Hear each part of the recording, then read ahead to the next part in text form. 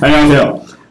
뇌경연구소 장원웅이고요. 오늘 처음으로 이제 라이브 방송을 시작하게 됐는데, 제가 그 유튜브 채널을 통해서 많은 분들이 또 성원해주시고, 질문도 해주시고, 거기에 따라서 여러 가지 답변에 대한 것들을 그래도 진솔하게 많이 드렸는데, 근데 오셔서 평소에 댓글을 통해서 남겨주셨던 부분들이 잘 해소가 안 되었다거나, 그리고 궁금하신 부분들이 있으셨으면 그냥 편하게 물어주시고요. 그러면 제가 편하게 답변 드리는 그런 자리가 됐으면 좋겠어요. 그래서 허심탄회하게 질문해 주시면 제가 답변을 드리도록 하겠습니다. 자폐 스펙트럼 장애 아동들이 있는데 감통을 꼭 해야 되냐라든가 혹은 감통이 치료에 도움이 될까요? 라고 하는 부분들에 대해서 일단 답변을 서두로 해서 시작을 해보도록 할게요. 감각통합이라고 하는 거는 제가 볼 때는요, 자폐 스펙트럼은 특히나 감각적으로 그런 인풋을 받는 것도 어렵고요. 그리고 실제로 뇌에서 그런 인지 과정에 대한 부분들의 어려움도 있고, 그리고 이제 그게 운동성으로 나타나는 부분에 대한 것들이 여러 스텝들마다 문제점들이 있거든요. 그래서 단순히 이제 감각 통합이라 하는 거는 단순하게는 그냥 감각을 받아들이고 인지하는 거라고 생각되긴 하지만, 그 감각 통합의 가장 중요한 이슈가 되는 문제들은 뭐냐면, 제가 이렇게 가만히 있잖아요. 그러면 여러분들이 저를 보고, 그리고 제 목소리에 귀를 기울여서 여러 가지 그 감각에 대한 부분들을 동시다발적으로 처리가 돼야 되거든요. 그러니까 제가 보고 소리를 듣는 것도 마찬가지고, 그리고 제가 앉아있는 것들도 그렇고요. 그리고 제가 예를 들어서 입에서 느끼는 거라든가 맛이라든가 혹은 향기라든가 하는 부분들이 동시다발적으로 이루어지는데, 제가 주요한 관심사로 쏟는 그 감각에 대해서 제가 증폭을 시켜서 어느 정도 그걸 열어놓고요. 다른 감각들은 억제를 하는 거에 대한 부분들이 동시에 이루어져야 돼요. 근데 자폐 스펙트럼 아동들 같은 경우에는 그런 부분들이 잘 안 돼요. 그래서 감각을 받아들이고, 시각도 마찬가지고, 청각도 마찬가지고, 내가 느끼는 몸에 대한 여러 가지 부분들은 정상적인데, 이게 같이 동시다발적으로 들어올 때, 이게 한꺼번에 같이 들어온다고 생각을 해보세요. 그러면 얼마나 그런 불편함들이 있을 건지. 그래도 제가 여기 앉아있지만, 제가 오늘 아침에 엉덩이에다 가시 하나 박힌 것처럼 계속 엉덩이 가시 박힌 느낌이 있다고 하게 되면, 제가 여기 앉아서도 계속 제가 몸을 꿈틀거릴 수밖에 없거든요. 왜냐하면 이게 제 감각에 대한 부분들과 그리고 뇌에 대한 부분들을 괴롭히게 되잖아요. 그래서 이제 감각통합이라는 관점은 사실 그런 거고요. 그래서 그거를 감각통합에 대한 치료로 넘어가게 되면 대부분은 감각에 대한 부분들이 잘 처리가 안 되니까 이런 감각을 더 많이 줘야 돼. 시각에 대한 것들 많이 줘, 혹은 청각에 대한 것들 많이 줘, 혹은 내 몸에 대한 것들 많이 줘라고 하는 그 관점이 감각통합이긴 하거든요. 근데 사실은 그렇지는 않아요. 그리고 그 감각통합에 대한 부분들을 봤을 때 대부분 이제 제가 좀 느끼는 부분들은 뭐냐면, 감각통합을 한다고 하면, 예를 들어서 저희가 이제 전정신경이라고 해서 이제 아시는 분들은 아실 거예요. 그 전정신경 뭐냐면, 제가 가만히 있는데 예를 들어 제 귀 반고리관에 있는 평행기관이 제가 마치 롤러코스터를 탄 것처럼 저한테 그런 느낌을 준다고 하면 제가 가만히 있을 수가 없거든요. 근데 전정기관이라는 것들도 이쪽과 이쪽에 양쪽 다 달려 있습니다. 근데 이 전정기관 자체의 문제는 없지만 이걸 프로세스하신 뇌에 약간의 기능 차이가 있다라고 했을 때, 제가 여기서 감통을 한다고 했을 때, 내가 왼쪽으로 10바퀴를 돌았으니까 왼쪽 10바퀴 돌아볼까요? 10바퀴 돌고, 그리고 다시 오른쪽으로 10바퀴 돌아서 여기에 대한 것들을 균형을 맞춰야 된다고 얘기하는데 절대 그렇지 않아요. 절대로. 그래서 이게 한쪽에 대한 부분들이 좀 더 민감한 데가 있고요. 한쪽에 대한 부분들이 좀 더 덜 민감한 데가 있기 때문에, 감통이라고 해서 너 왼쪽으로 10바퀴 돌았으니까 오른쪽으로 10바퀴 돌아가지고 이걸 균형을 맞추자? 저는 그런 관점은 쪽에 있어서 여러 가지 예우나 그런 부분들을 볼 때 좀 주의하셔야 될 거라고 생각이 돼요.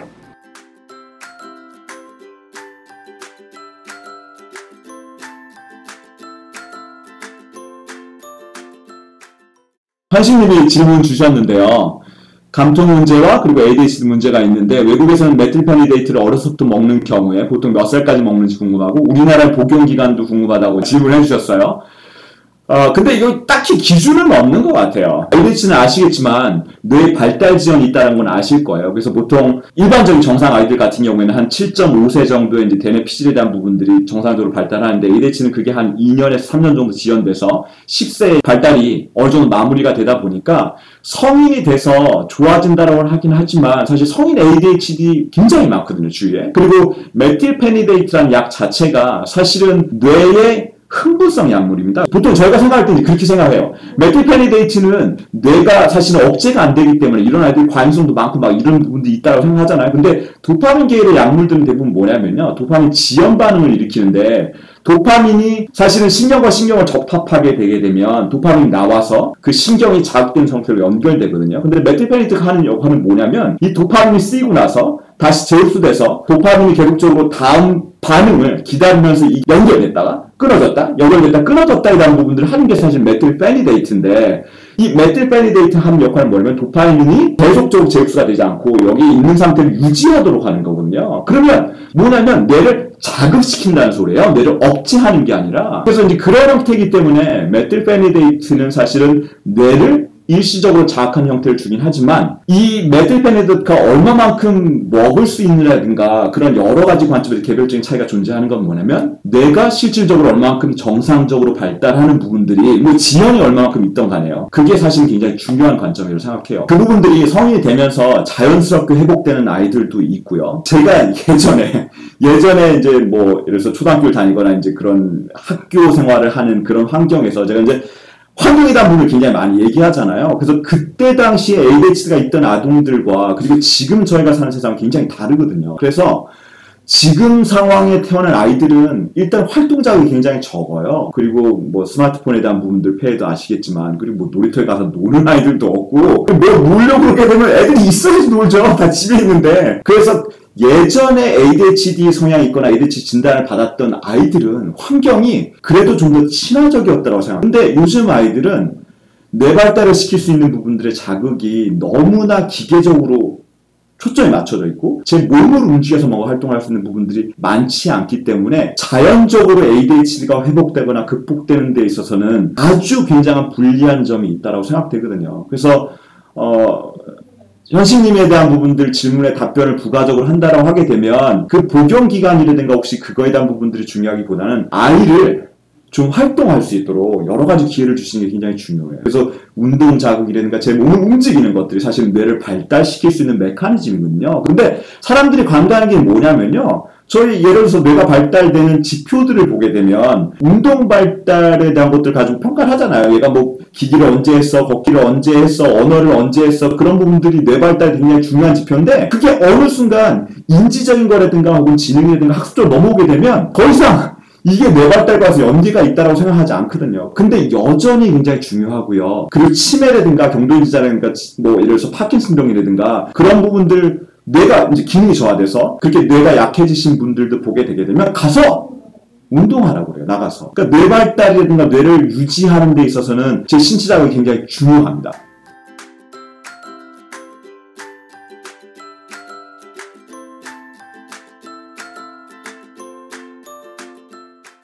노르에프네프린에 문제가 있는 건지 불안과 공포가 상당히 크네요 라고 하고요. 노르에프네프린에 문제가 있다기보다는요. 불안과 공포가 있는 거에 대한 것들은 사실은 감각적인 부분들에 대한 것들을 제어가 사실 힘든 게 가장 커요. 그래서 ADHD에 대해서 뭐 전전두엽이라든가 전두엽에 대한 뇌 발달이 느린 게 실행 능력과도 이제 관련이 있고요. 그리고 그게 저희 감정을 조절하는 편도체라고 있는데 그 부분에 대한 것들이 조절이 안 되게 되면 사실 감정적으로 굉장히 많이 올라오거든요. ADHD 있는 아동들을 대부분 그런 건 아니지만 예를 들어서 제가 지금 이 옷은 태그가 없는데 어린아이들 보게 되면 간지럼도 굉장히 많이 타고요. 그리고 이 옷의 상표를 쓰게 되면 엄마 여기 간지러 죽겠어 이거 좀 떼줘 맨날 그래서 가위를 자르시는 분들 많잖아요.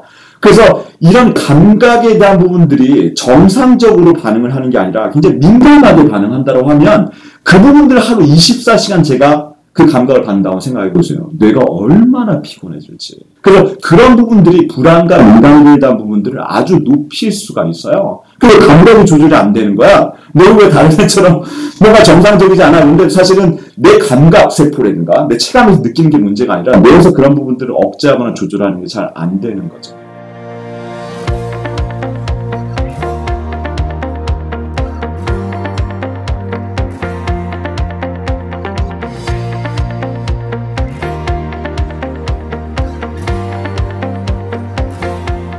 청각, 맞아요.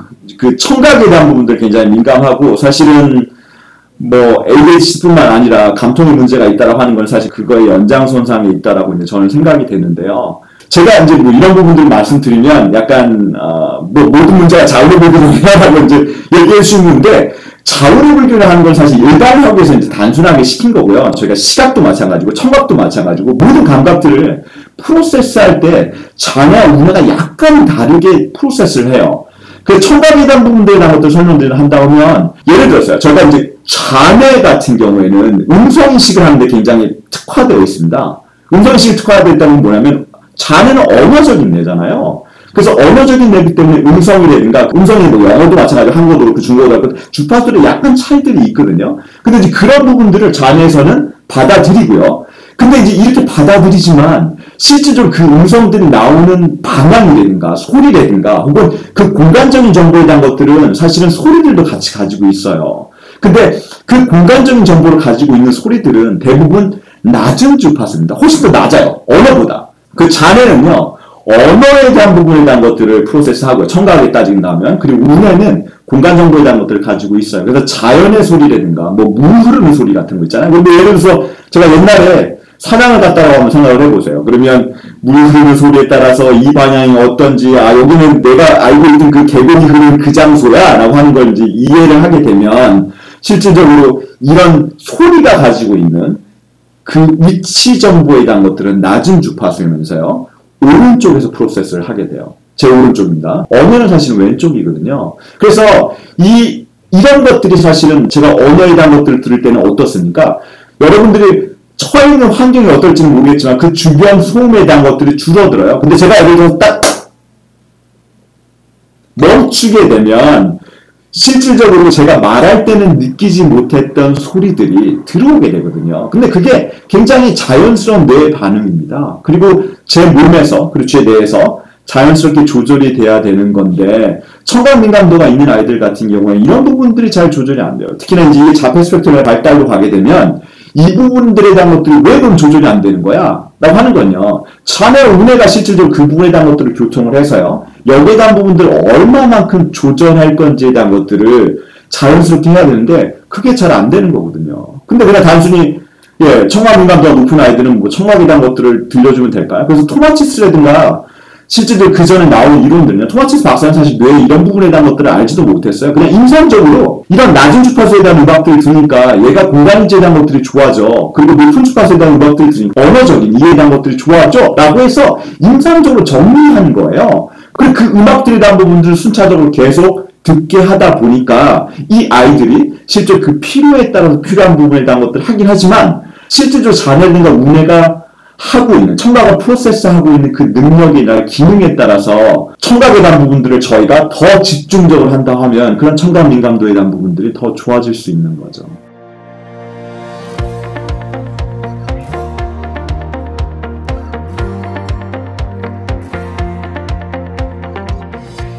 충동성은 없고 주의력 문제가 있는 경우는 어떻게 해야 될까라고 이제 하시는데 사실 ADHD는요.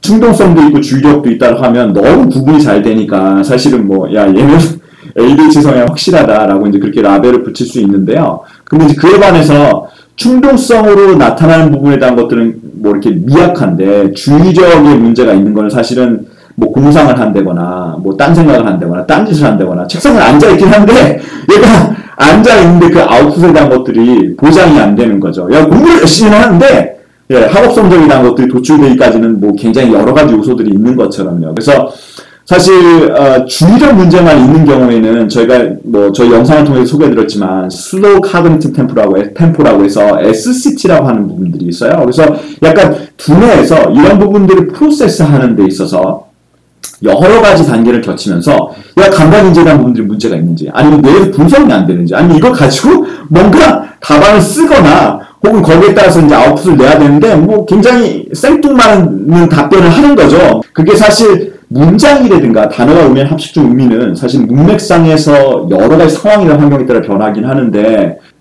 SCT가 있거나 혹은 주의력이 산만한 아이들 같은 경우는 창의력이 있는 것 같기도 하고 좀 굉장히 생뚱맞을 것 같기도 하고 좀 그런 부분에 대한 것들은 좀 주의 깊게 관찰해 보셔야 될 것 같아요.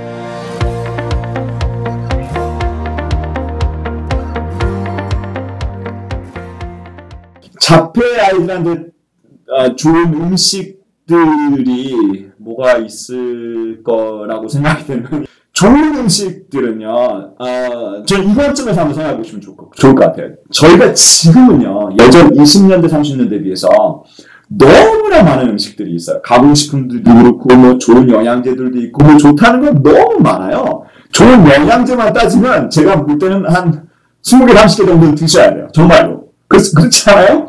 그래서 저희가 사는 세상 관점에서 본다고 하면 예전에는 정말 먹을 게 없어서 좋은 거를 먹는 거가 사실은 굉장히 중요한 관점이었지만 지금은요 너무 많다 보니까 좋은 것들보다는 어떻게 하면 안 좋은 거를 안 먹느냐가 사실 더 중요한 관점인 것 같아요. 좋은 음식을 한다 하면 사실 야채라든가 채소라든가 자연식이 굉장히 좋긴 한데 아이들이 자폐 스펙트럼 있는 아이들은 아시겠지만 부강에 대한 그 감각 민감도도 굉장히 심하기 때문에 편식이 심하잖아요. 그래서 아무거나 잘 먹지를 않아요. 그래서 사실은 그런 이유 때문에 저희가 영양제라든가 혹은 보충제에 대한 것들 도움을 받는 거고 나쁜 음식들을 피해야 되는 거는 가장 안 좋다고 하는 부분들은 이제 밀가루에 있는 글루텐이라고 하는 단백질과 유제품에 있는 케이신이라고 하는 단백질이에요. 그게 사실은 몸에 들어가서 염증 반응을 일으키는 인자처럼 작용을 하고 그게 몸에만 있으면 상관이 없는데 두뇌로 올라가서요.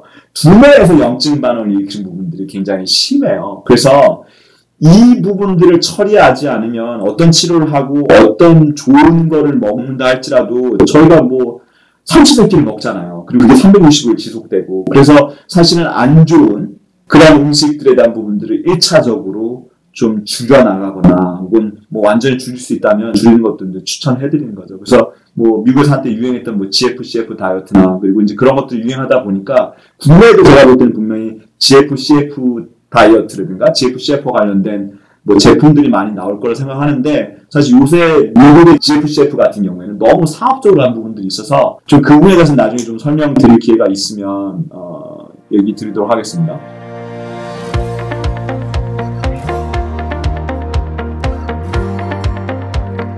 김도영님이 질문을 주셨는데 저희 아이는 3학년인데 수업 시간에 집중이 안 돼서 딴 생각하고 수업 내용을 놓친다라고 하고 그리고 발표할 때 딴소리를 한다라고 얘기를 하세요. 그리고 선생님이 지나가시면 틀린 거 설명해 주러 멈추면 선생님 설명을 듣기보단 친구들을 엄청 의식하고요.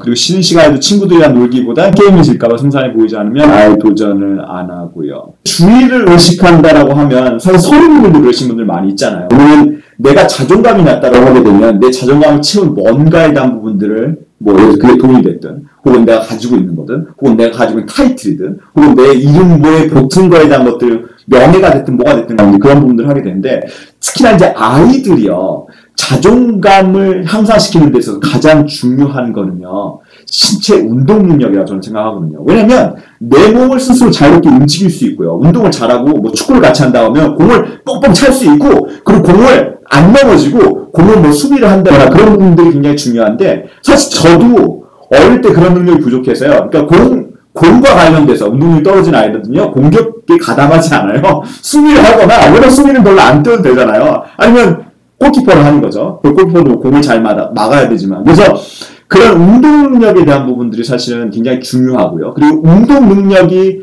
전두엽에 실행 능력과 굉장히 중요하거든요. 그래서 ADHD는 전두엽이나 전전두엽의 실행 능력과 중요한 연계가 있다고 하는 부분들을 말씀드렸기 때문에 운동 능력 관점을 본다고 하게 되면 어떻게 이 아이가 균형이라든가 혹은 그 밸런스에 대한 부분들도 중요하고요. 그리고 이 운동 능력에 대한 것들을 어떻게 하면 개선할 수 있을까에 대한 부분들 관점에서 좀 보셔야 돼요. 그리고 아까도 잠깐 설명드렸지만 뭐 ADHD 약물에 대한 효과들, 즉각적인 효과는 뭐 제가 그거에 대한 것들을 부인하는 건 아니지만 실상 그런 운동 능력들을 키워주는 거는 본인이 예를 들어서 뭐 운동을 한다거나 그리고 신체 활동을 많이 함으로써 키워지는 거지 약물을 통해서 그 운동 능력에 대한 부분들이 키워지지 않거든요. 그리고 그 운동 능력이 전두엽이 하는 가장 큰 역할 중에 하나예요. 사고인지보다도. 그래서 운동을 잘 할 수 있게 된다고 하게 되면 이 전두엽의 실행 능력이 좋아진다라고 하는 건데 운동도 젬병이야. 그리고 그거에 대해 쑥스러워가지고 내가 못하는 거 다른 아이들이 거기에 대해서 지적할까봐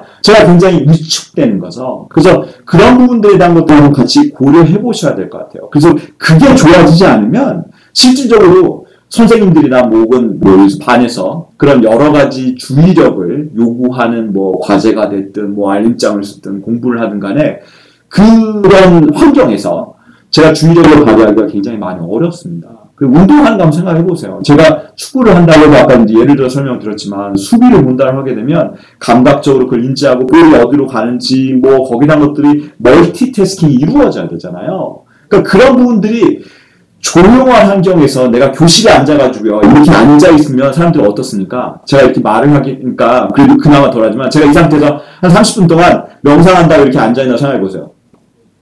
그거 조일 수 있는 방법이 훨씬 맞는 거죠. 그래서 제가 실질적으로 뇌에 대한 자극에 보통 저희가 어려운 말이하고 역치라고 얘기하는데 뇌에 대한 활성도를 유지하려고 하면 신체에서 그런 활성도를 유지할 수 있는 부분에 대한 것들이 굉장히 중요해요.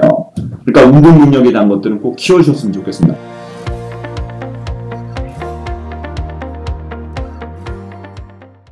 그러니까 오메가3를 복용하고 있다라고 얘기했어요.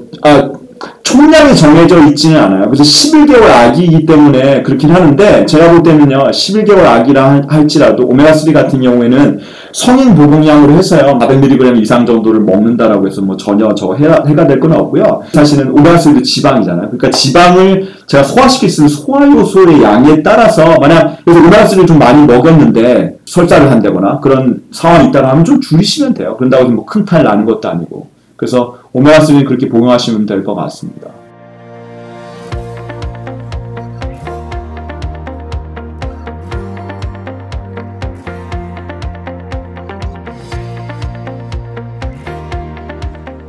저는 가능성이 있다고 생각해요. 제가 파킨슨씨병 환자들도 많이 이제 뭐 컨설팅을 하거나 이제 많이 봤는데요. 사실 도파민과 관련돼서 양양의 부작용을 한다고 하면 그래서 식욕자가 너무 강하다 보니까 체중이 이제 안 부른다거나 이제 그런 부분들이 있는데 이게 지연성 반응을 일으키다 보니까 사실은 두 개의 신경세포가 접합이 돼서 A라는 세포가 B라는 세포에 전달을 하는 거는 A세포에서 전달되는 정보가 B세포한테 전달이 되는 거잖아요. 그럼 B세포는 받기만 해요. 그럼 B세포가 피드백을 줄 수 있는 건 뭐냐면 A세포에서 얼마큼 잘 전달이 되느냐에 대한 관점인 거거든요. 그래서 저희가 그런 것들은 이제 피드백 루프라고 얘기를 하는데 만약에 지연반응이 결정적으로 일어나서 나는 더 이상 전달 안 해도 되고 A세포는 만들지 않아도 돼 라고 한다면 A세포는 더 이상 만들지 않을 거 아니에요. 근데 이 부분에 대한 것들이 도파민이 약간의 정상적인 그 프로세스에 영향을 미치긴다라고 생각하는데 우리 파킨슨 같은 경우에는 사실은 염증 반응이라든가 뇌와 관련돼서 그런 부분들에 대한 것들이 굉장히 많이 있다고 생각되고 그게 이제 신경면허학 관점에서 파킨슨도 그렇게 경도인지 장애도 뭐 여러 가지 염증 반응이라든가 그 염증을 일으키는 인자라든가 그리고 염증을 없앨 수 있는 저희 뭐 몸 안에 있는 항산화제라든가 간의 해독이라든가 그리고 거기다 부담시킬 수 있는 장애에 대한 여러 가지 부분에 대한 것들이 굉장히 중요한데 자 아주 간단하게만 설명을 드리면 아까 음식이 중요한 이유가 뭐냐면요 장이 어떤 역할을 합니까? 자 음식을 집어넣게 되면 그게 만약 독극물이라고 생각해보세요. 그러면 음식이 굉장히 중요한 이유가 왜 그러냐면 독극물을 여러분들 독극물을 알고 드시겠어요? 제 몸에 바르는 것도 화장품도 그렇게 민감하게 저희가 따지고 고르는데 제가 먹는 거는요 장에다가 완전 핵폭탄 투하하는 것처럼 그냥 장에다 그냥 뻥 하고 터트리는 거거든요. 그럼 장에 들어가서 장에서 그런 물질들이 완전히 여과되지 못하고요 들어가게 되면 그 물질을 해독하기 위해서 제 간에서 엄청나게 해독 프로세스가 이루어지게 되는 거죠. 근데 이 장과 간에 대한 부분들이 오랜 시간 동안 제가 환경독소에 노출되거나 혹은 여러 가지 원인 때문에 장이 사실은 그 부분에 대한 것들을 잘 보호하지 못하게 되면 그게 다 어디로 가겠냐고요? 여러분들 뇌로 가요. 뇌로 가요. 이건 부인할 수 없는 사실이에요.